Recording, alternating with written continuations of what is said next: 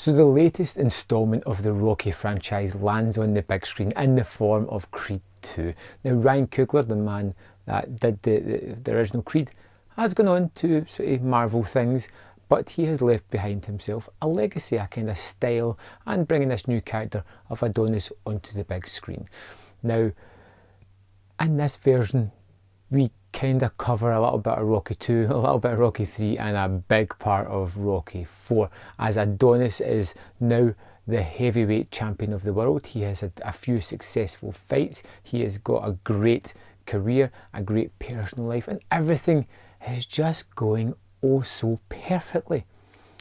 And if by some sort of divine intervention something terrible happens, Ivan Drago turns up with his son to get revenge for himself, which is a strange concept considering he did kill Apollo Creed in Rocky 4. So what you have here is the son of Ivan Drago who wants to fight the son of Apollo Creed for revenge because he was shunned by his country, even though he technically killed a man and ruined this guy's life already. It's a simple plot line. Everything that happens in this Rocky movie you could probably see coming a mile away, but there is magic behind all that. The plot being simplistic doesn't matter. It's a movie where it has highs, it has lows, and they all work. It's just effortlessly there for most of us to see. But the really interesting part about this franchise of movies is this heart and the drama that goes behind it. You know, you get brought into these characters' lives. You start to spend so much time with Rocky that you understand this character. Not the smartest man in the room, but he is worldly wise. He has been alive for a few years, had highs and lows, but he is a character with a big amount of heart, and he is trying to push it on to Adonis Creed, his kind of surrogate son. You know, the relationship that started in the first one continues here with a little bit of a fallout and get back together. Like I said, there is some highs, there are some lows, and it all works tremendously well. It's the drama that drives the movie, and it works because it's not highfalutin drama. You know that there is somebody who is on a high that gets a setback and has to overcome something that they didn't think was possible, and you know, when it kind of shakes them to their core, shakes their fundamentals, shakes everything Adonis kind of thought about himself, and something that he has to rally against personally. He has his relationship, he has his fiancée, and he has a child on the way as well, which is, you know, a big part of the movie as well. And it's really fantastically well done because it gives you an idea of the time span that has happened throughout the movie, from, you know, her saying she's pregnant to the child being born, and it's over a few scenes this kind of evolves, and it's a great kind of time mechanism, a conceit to let you know what has passed. And then you have the threat of, is the child going to be born deaf?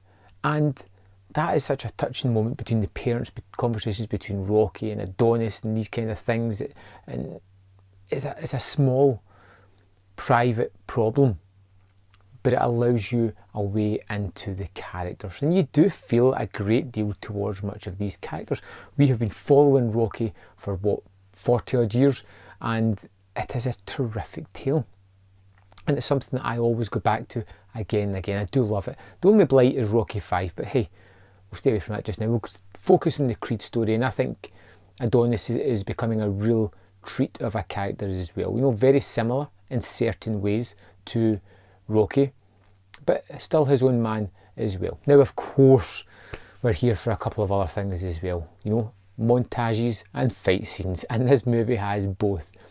It has an interesting training montage that is kind of fun, kind of different and out of the norm of what we've normally seen, and we have the fight scenes.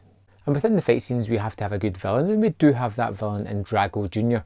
His whole life is about boxing. His whole life is about revenge, vengeance for his father, that everything that kind of happened to him. And he is a kind of caged animal, let loose inside that ring, who is vicious, throwing vicious punches. The sound, the style, the way it's shot is all kinetic and exciting and adrenaline pumping, and this movie does get that adrenaline going. And it's quite good as well that you get a little bit of an insight into this character. You know, he doesn't say a lot of lines during the movie, but it doesn't have to. We get the relationship between him and his father, played again by Dolph Lundgren, who is pretty fantastic in a role that doesn't have a lot of conversation on it. But they say a lot with looks, the way they act, the way they live their lives. It says a lot about them. Even at the end of it, you feel as if every kind of thread in this movie has been ramped up. Of course, the Rocky themes, the music from the movies is pertinent throughout this movie. They save the sort of big rah-rah song for the perfect point in the movie that just gets you almost cheering out of your seat.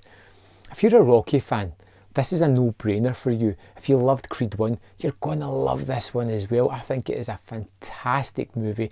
I had a lot of fun with it. I don't know if I would say it's as good as the first one, but it continues the same story.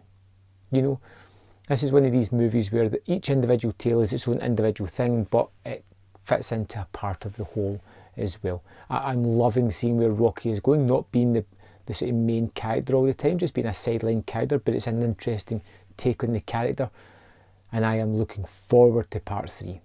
If I was to give this a score, off the top of my head just now, I'd probably give it a 4.5 out of 5. I had so much fun with it. I can't wait to rewatch it.